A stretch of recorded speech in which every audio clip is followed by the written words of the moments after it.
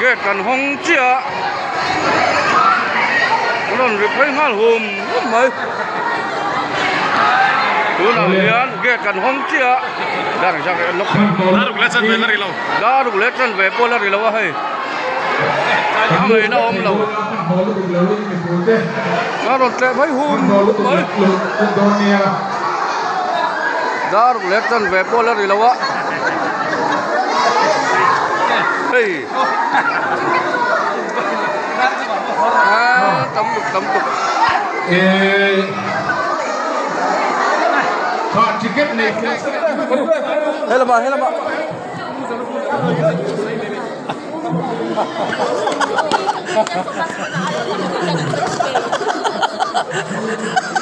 anh xỉu lắm không á, nói lũ gì đó.